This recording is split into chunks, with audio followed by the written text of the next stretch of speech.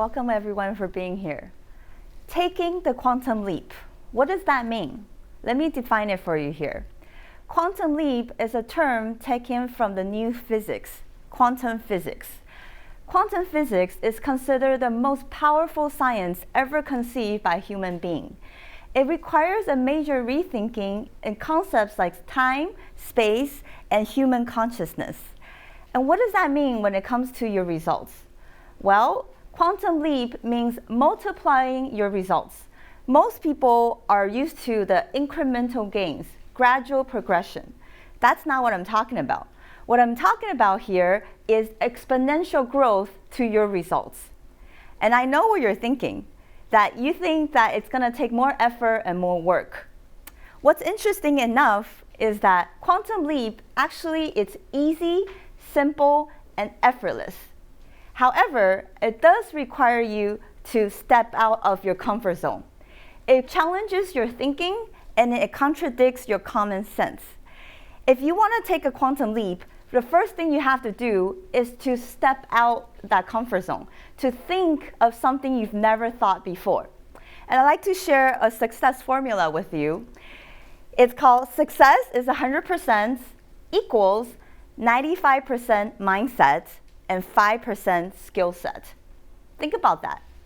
Most entrepreneurs, when they come to taking their business to the next level, what they do is they focus on the strategy, the skill set. Although that is important, but looking at the formula, 95% is mindset.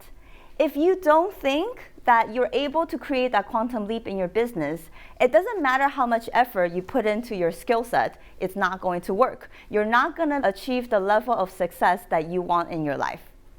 I'd like to share a story of my own personal story, how I create that quantum leap. As you can tell, I'm Asian. I'm actually Taiwanese. So for those of you that may not be familiar with the Asian cultures, especially the Chinese culture, there's a belief in the Chinese culture that's passed down from generation to generation that boys are worth more than girls. And raising up in a traditional family, my parents also had the same belief. I'm the youngest of 4 kids. So there's my oldest brother, there's my sister, there's my second brother, and there's me. Between my second brother and my mom actually had a miscarriage, and it was gonna be a boy. So back then, when they had no ultrasound, they didn't know the next sex of the baby. So when I was born, my dad thought I was going to be a boy. And to his surprise, he was quite disappointed that I turned out to be a girl. So he gave me a nickname ever since I was born. He called me Duo, which means the extra in the family. So growing up, when I was young, I've always wanted to be accepted and loved by my parents. But that was not the case. And being the youngest in the family, I was always been told to be quiet, to don't say anything. And children are meant to be seen, not heard. So that's how my self-worth was developed. I had no self-worth. And I didn't even know that was sabotaging my success. And the feeling of unworthiness actually manifested throughout my entire adult life.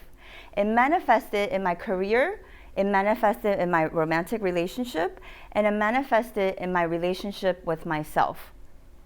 For example, in my career, first job out of college, I was at a banking job, and I was at the banking job for 2 years. And I remember clearly one day when I was sitting there at the desk, there was nobody at the branch, and I remember the music. You know, banks, they played that cheesy old music. And I remember I was sitting there, and I was thinking to myself, oh my God, I cannot imagine myself living the rest of my life doing this. I felt dying inside. So I decided to go home and I talked to my mom, and I told my mom that I don't think banking is my passion. I cannot do this anymore. And to my surprise, my mom said, well, no one likes their job, so suck it up. And that's what I did. I stayed in that banking job for the next 8 years of my life because I didn't know my self-worth. I didn't know who I was. Not until a couple years later, when I started to invest in myself, I started to go into personal development courses. I walked on fire, I jumped off of airplane, I did everything just to find out who I really was. Not until when I met my current mentor, Bob Proctor. For those of you that may not know Bob, Bob is actually considered the #1 teacher on human potential and success. When I saw him at a personal development event, it was about 200 people at the seminar, but I felt like Bob was talking right at me. This is what he said. He said, if I want to be free, I've got to be me. Not the me who you think I should be, not the me who my parents think I should be, not the me who my kids think I should be, not the me who you think I should be. If I want to be free, I've got to be me. So I better find out who me is.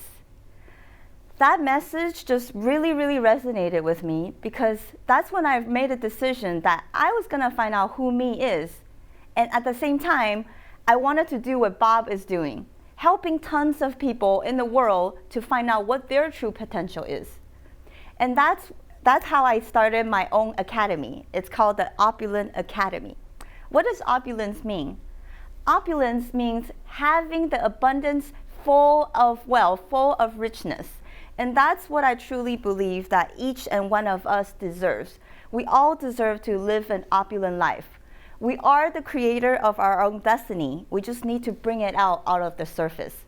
So there are 6 points that I want to share with you to help you to create that quantum leap. Number 1, awareness. Awareness is the first step to change. If you're not aware of something, you cannot change it. So you don't know what you don't know. So having the awareness of who you truly are, the essence of who we are, is perfect. There's nothing to fix around here. All we need to do is to let go of the limiting beliefs that no longer serve us, the negative self-talk that we have, that I'm not good enough, I don't know what it takes, I'm not worthy. We've all had those self-talk. So to let go, to change and start to have that positive self-talk of yourself, to let go of the past that no longer serves you and start to define a vision of your future. What does your future look like? So that's my second point. To create a vision of how you want your life to look like, whether that's a 3-year vision or a 5-year vision. And at the same time, create a goal. So a goal is taking a chunk of your dream, of your vision. So a goal is your 6 months goal or a 1 year goal. And come up with a goal that really excites you, something that you really, really want to do. You don't know how, but it's just, you know that you're going to get there. And number 3 is your self-worth. You are the most important person in your business, in your life. How much do you value yourself? Every day, I want you to wake up and kiss yourself because you are the most important person. So growing up, I didn't have self-worth. I would never imagine myself to be speaking at a stage. And how I found my self-worth is that I made a decision to invest in myself. I made a decision to surround myself with like-minded people who are also growing and expanding. Number 4 is the power of decision. The word decision comes from the Latin word decidere, and that breaks down to 2 parts. D means off. Cidere is to cut. To decide literally means to cut off. What are you cutting off from? You're cutting off from everything else except your goal. Letting go of the old person, of all the old limiting beliefs that no longer serves you. That's only the first part of the power of decision. The second part is taking the action. There is no decision without action.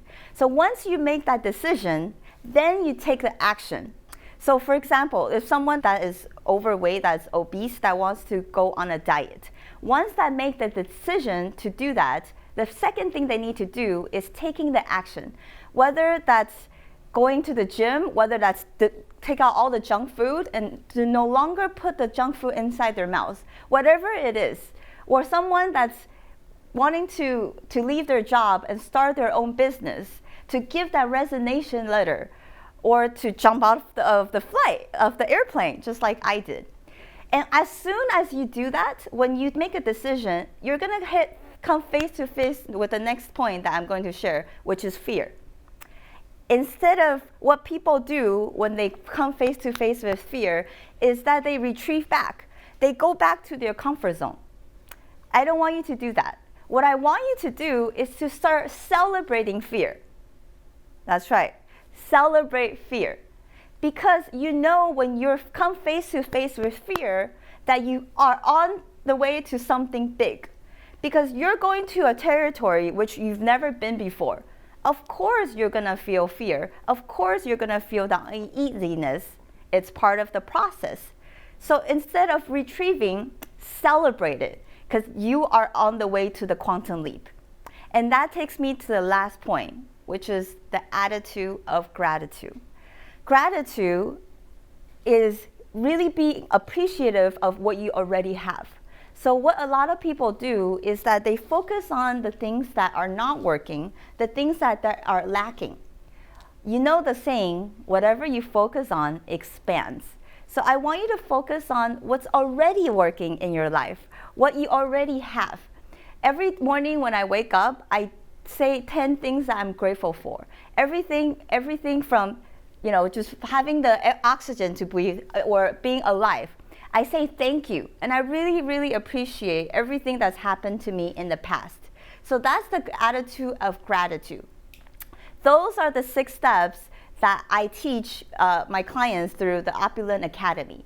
So if you could just apply those 6 steps into your life, I want you to start taking that quantum leap to create the quantum leap in your life, in your business, and in your relationships. Thank you.